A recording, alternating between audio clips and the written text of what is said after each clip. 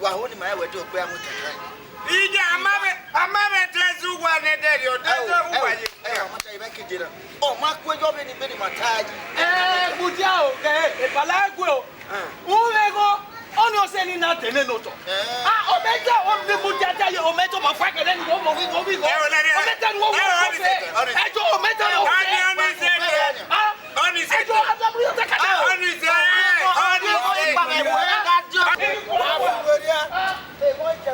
ati boyade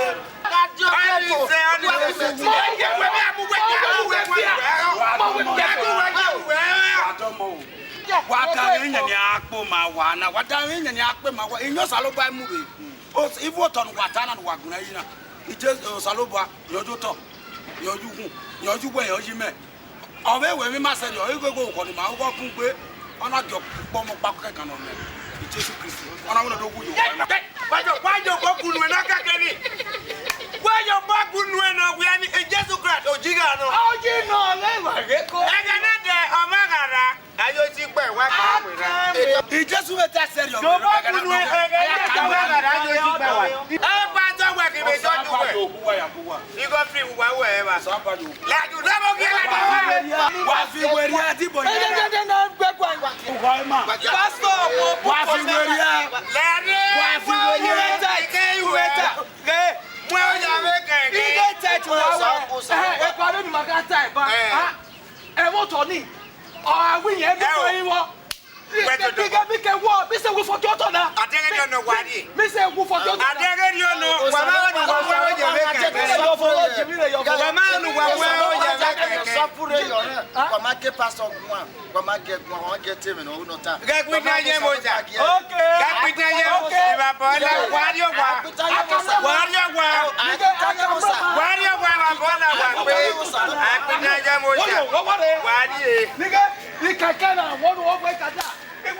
Aikpitanyevbosa o Aikpitanyevbosa me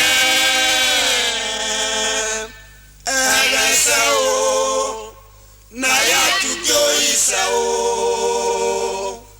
yo katutu yo ubolila Aikpitanyevbosa o no yawe no kakiwe Aikpitanyevbosa o no iwe no sobara o Eresa nenia na ya tukyo isa o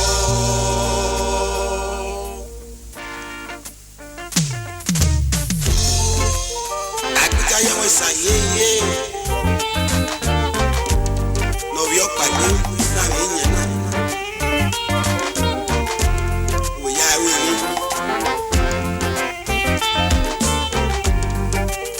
Aikpitanyevbosa Aikpitanyevbosa Eresa o aya tukyo isa o yo atutu yo ubolila Aikpitanyevbosa no yawe no padu Aikpitanyevbosa no we vive na sopara o Eresa nenia aya tukyo isa o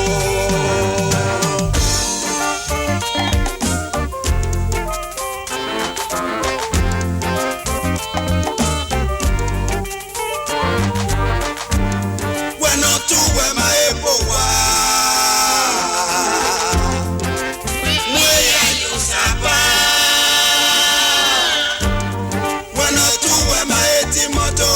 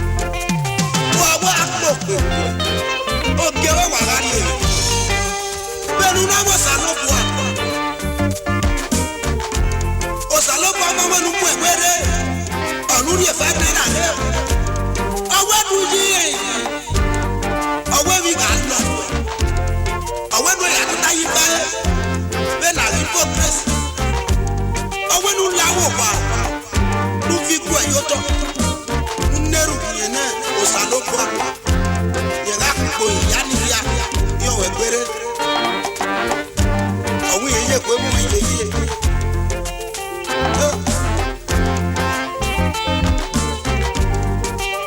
Aikpitanyevbosa Aikpitanyevbosa Agbes ayadugoisa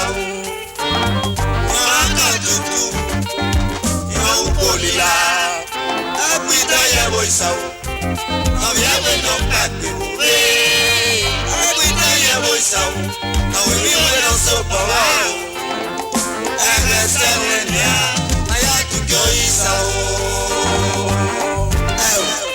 bueno que le poquena no sabe ni meto ni nana uta ve miracle no sabe ni me bago tu be me ane be mae mi amia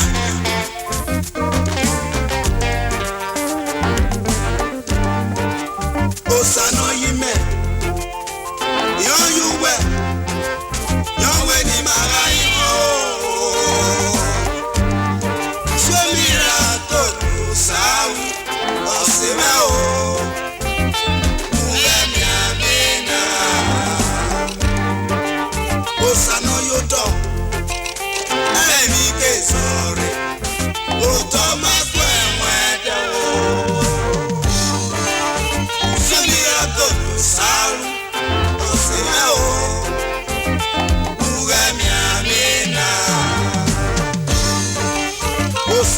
so I'm a girl. It's so much weather.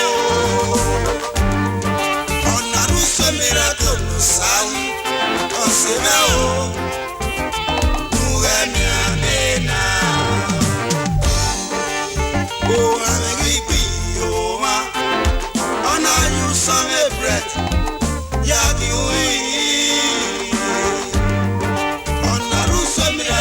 Sayi osemeo uemiamina esegite bode ona fiensewa ibisda lota pera o ona ruso miracle musalu osemeo uemiamina Sari seti we na. What the nigga seti one when. But I am was so heavy motor. You was a farmer woman when. Never know. You are with me para. Pussy fe. Ruda. Oh, no salopo. Mama ge. They done it. On ya so fe. Do dog. Aikpitanyevbosa. Aikpitanyevbosa. Ayadugoisa akadudu Johnbull Aikpitanyevbosa aviawe no pate Aikpitanyevbosa awiwe no sopawa Agbes ayadugoisa